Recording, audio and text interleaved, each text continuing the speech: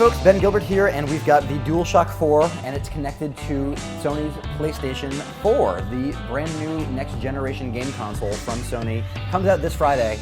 We don't have a full review for you ready just yet, and that's mostly because the console that we have only has the ability to play video games and basically nothing else. The day one patch that launches on the 15th brings all the functionality outside of the ability to play games. But what we can show you today is how great new next-gen games look and how quickly the games actually load. So we were just using another application, so we're going to load up Killzone Shadowfall and see how long it takes to load from a dead stop. I'm going to jump into it right now. And while this loads, I want to just emphasize how quickly these games are actually loading comparatively with last gen. It helps that they're installed to the hard drive, and so they're playing off of that. But it's really quick. In the time it took me to talk about how quick it was, we've already jumped into the main menu, and we are going to jump right back into the campaign. The controller so far, the DualShock 4, it's been a little bit angled more towards first-person shooter games this generation, and you can tell from two main things, and that's these thumbsticks, these triggers back here that are much more curved and much more ready for the kind of shooty action that we expect from first-person shooters, and the two thumbsticks out front are concave instead of convex, which makes it a little bit easier to keep your thumbs in there. In the time that I've spent with this controller so far, playing Killzone and Knack and a handful of other games, the thumbsticks feel much better than the DualShock 3, but they're still not really as good as we liked on the Xbox 360 gamepad, for instance, or even the time that we spent with the newer Xbox One gamepad at preview events and stuff like that. My fingers sometimes slip off of these, and it feels better, but it's still not quite there. That said, the other parts of this controller are much better. The front face buttons are really clicky and really responsive, and that's great. And the D-pad is maybe the best D-pad on any modern gamepad. It's a little bit squishy, but you kind of want that because you want to be able to use it for fighting games and other stuff like that that requires some nuance to the D-pad. It doesn't feel digital. It feels kind of more organic, for lack of a better term, perhaps. So we're going to jump right back into the game, though, here and get an idea for how good it looks. Just walking around and looking at the world of Vectan, or whatever the heck it is in Killzone Shadowfall, the world looks really great. It's got a lot of different colors. Shadows are really detailed, as you can see on this rock formation over here, and you can see my body of my character jumping up and down, the silly leg movements he makes. And there's some incredible effects as light goes through trees. You can see kind of individual leaves, you can see the shadows, you can see the God rays coming through. It's really impressive. It looks like a next-gen game. Not all the games on PS4, of course, look as such, but Killzone is a great example.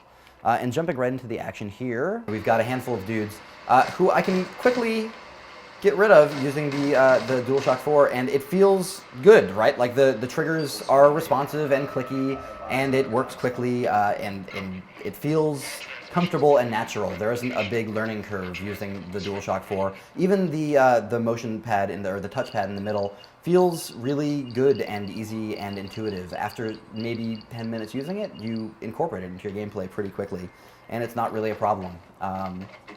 In general, while this game looks really great, it's maybe not. I mean, it's a launch game, so it's not excellent, but it's a great representation of the first example of next-gen graphics, and it's certainly a good showcase for the DualShock 4 as a first-person shooter controller.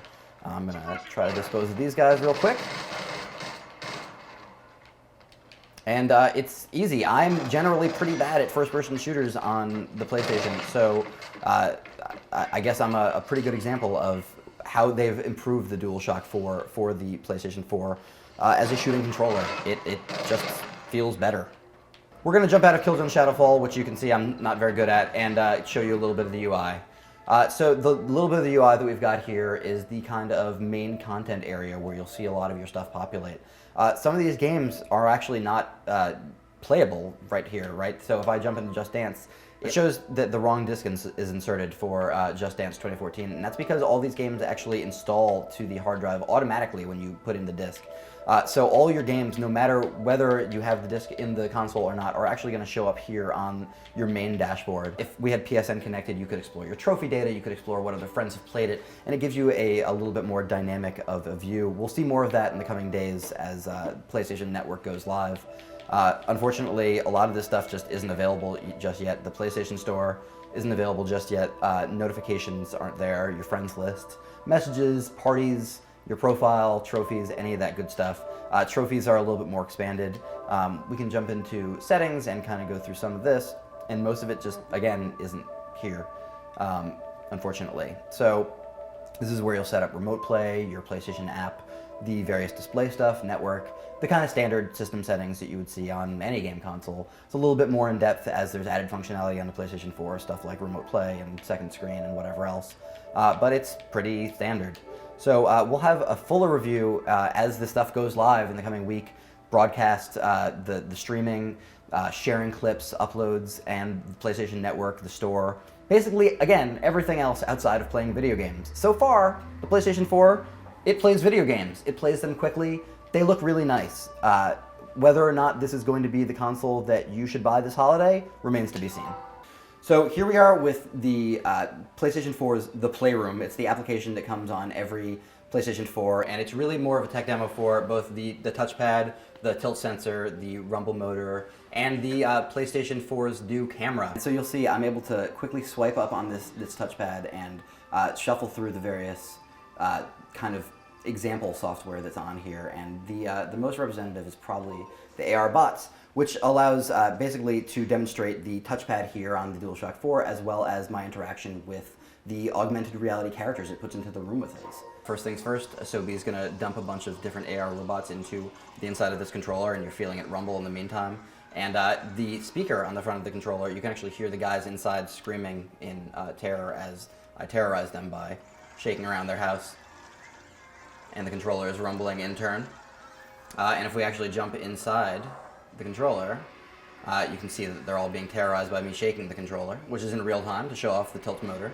And if I want to jump back out, I just swipe back up, and I can throw them really quickly by swiping. It's really a great demonstration of the DualShock 4's touchpad. It's really quick, it's really responsive. I flick out these guys and they come out immediately, as you're seeing on screen.